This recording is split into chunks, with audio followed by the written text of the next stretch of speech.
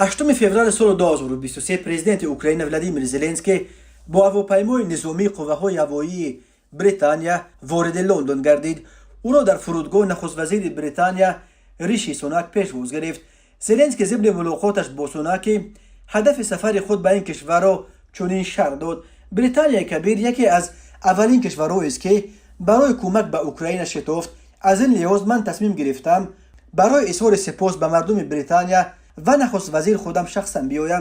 زلنسکی در پارلمان بریتانیا سخنرانی نموده عرض سپاس مردم اوکراین را به اعضای پارلمان و مردم این کشور برای کمک‌های نظامی و بشردوستانه رساند. همچنین او به طور رمزی کلاه یک خلبان نظامی اوکراینی را به رئیس پارلمان بریتانیا لینسی هویلو تحفه نمود که در آن نوشته شده بود: ما آزادیم، برای حفظ آزادیمان به ما پر و بال دهید. زلنسکی گفت فعلا اوکراین به طیاره‌های جنگی سخت نیاز دارد. او اظهار امیدواری نمود که این تحفه رمزی باعث تشکیل یک ائتلاف طیاره‌های جنگی خواهد شد. در آخرین سخنرانی خود زلنسکی خیلی مایرانه و با یک لحن تاثیربخش تاکید نمود که سال 2020 من به شما برای چای خوشمزه انگلیسی تشکر گفته بودم. این بار میخواهم از پیش برای هواپیماهای انگلیسی تشکر گویم.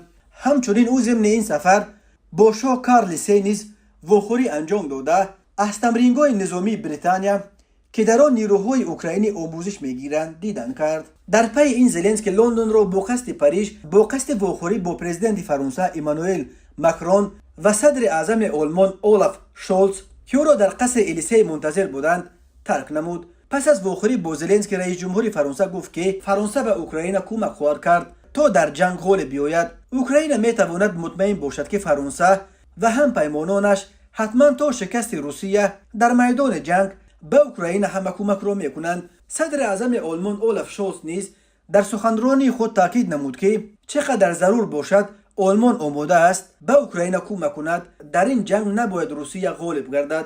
نخست وزیر بریتانیا ریشی سوناک نیز تاکید نمود که بریتانیا هیچ چیز را برای کمک به اوکراین دریغ نخواهد داشت. در همین حال استخبارات کشورهای گوناگون خبر میدهند که ارتش روسیه در طول نزدیک به یک سال جنگ اوکراین با شمول هم کشته و هم زخمی ها از 90,000 تا 120,000 نظامی خود را از دست داده است.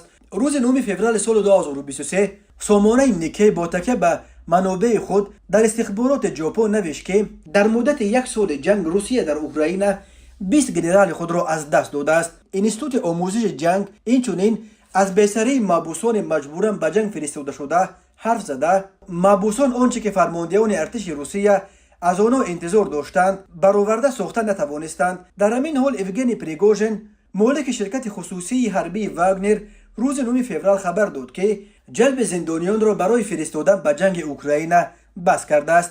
اما در همین حال محبوسان به نزدیکان خود شکایت کردند که افسران وزارت کارهای داخله و FSB با آنها صحبت کرده تهدید نمودند که در صورت نرفتن به جنگ دوباره به ضدشان پرونده های جنایتی میگشایند و به مدت های طولانی روانه زندانشان میکنند. این گفته ها را یانا گلیمل یک حامی حقوق نیز تصدیق کرده گفته است که یک شخص زیر حمایت او را نیز چنین تهدید کردند. بنا به گفته اولگا رومانووا سردار فوند روس سیدیاش شرکت واگنر تا امروز نزدیک به 50,000 محبوس را مجبوراً به جنگ فرستاده است.